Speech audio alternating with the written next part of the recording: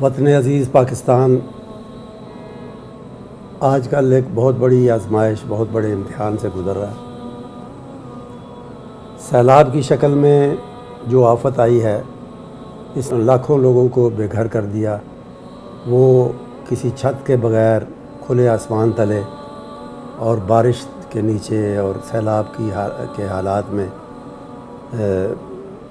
بیٹھے ہوئے ہیں، اور زندگی ان کے لیے دوبھر اور مشکل بن گئی ہے۔ اسی طرح ان کو خوراک کی بھی ضرورت ہے، رہائش اور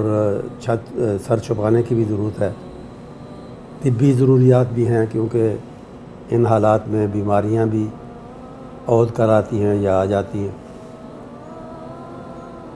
اس صورتحال میں حکومت کی سطح پر اور جماعتوں کی سطح پر کام ہو رہا ہے، اور الحمدللہ مرکزی جمعیت اہل حدیث اور اس کے ذیلی ادارے، ذیلی تنظیمیں، شہری اور ضلعی جماعتیں، اسی طرح ہمارا ویلفیئر ٹرسٹ جو ہے زمزم ٹرسٹ کے نام سے، یہ سب اپنا اپنا فریضہ انجام کرنے میں لگے ہوئے ہیں، اور اب تک بلا مبالغہ کروڑوں کی یہ ضروری اشیاء جو ہیں وہ آفت زدگان، سیلاب زدگان تک پہنچائی جا چکی ہیں، خیموں کی شکل میں، خوراک کی شکل میں، طبی امداد کی صورت میں، اور پکی پکائی خوراک اس شکل میں۔ آئندہ بھی ہمارا منصوبہ یہ ہے کہ ان چیزوں کو جاری رکھنے کے ساتھ ساتھ جب تک ان کی ضرورت ہے، اس کے ساتھ جتنے ممکن ہو سکیں، خواہ وہ کچھ ہزار کی تعداد میں ہو، 5000 کا کم از کم ٹارگٹ ہے ہمارا، لیکن اس سے زیادہ کرنا چاہتے ہیں، 5 سے 7 بلکہ 10,000 تک میں کہوں گا، چھوٹے گھر بنا کے بھی لوگوں کو دینا چاہتے ہیں، اور انشاءاللہ دینے کا ارادہ ہے۔ تو میں سب سے پہلے تو میں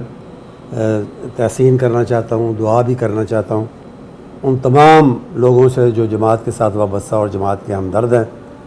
اور جنہوں نے اب تک توجہ کی ہے، وقت بھی دیا ہے اس مصیبت سے لوگوں کو بچانے کے لیے، اور ان کا آسرا اور سہارا بننے کے لیے، اور مال بھی دیا ہے، اشیاء بھی دی ہیں۔ ہر صورت میں وہ جماعت کے ساتھ چلے ہیں اس مشکل گھڑی میں، اور لوگوں کی مدد کی ہے۔ تو میں ان سے بھی اور دوسرے لوگوں سے بھی جو کسی وجہ سے اب تک اس کار خیر میں شامل اور نہیں ہو سکے، ان سب سے یہ ایک پرزور درخواست اور اپیل کرنا چاہتا ہوں کہ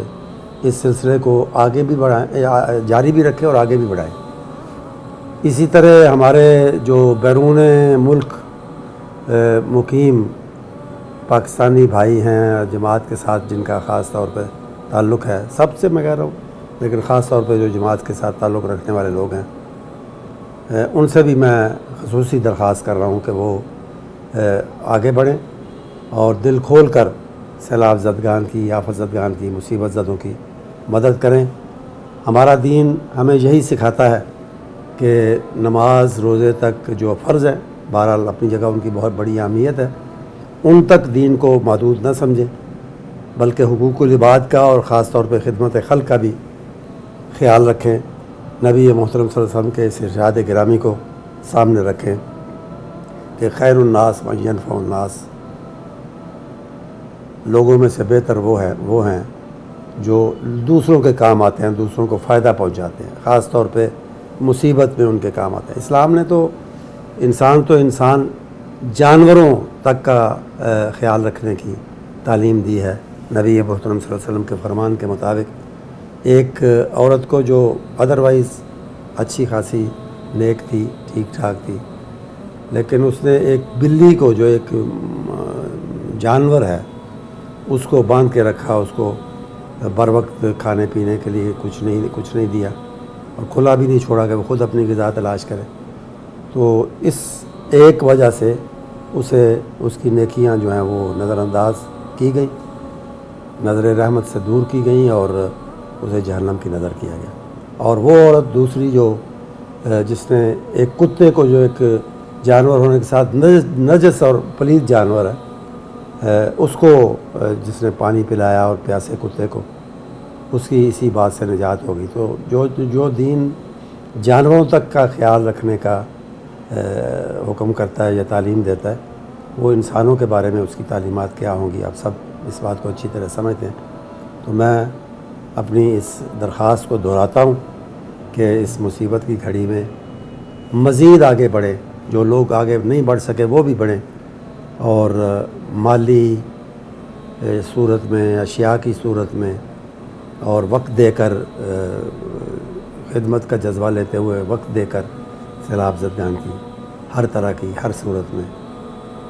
مدد کریں۔ اللہ تعالیٰ اس کو قبول فرمائے اور آپ کے لیے، ہمارے لیے اسے ذخیرہ آخرت بنائے، ثواب اور اجر کا ذریعہ بنائے۔ وآخر دعوانا الحمدللہ۔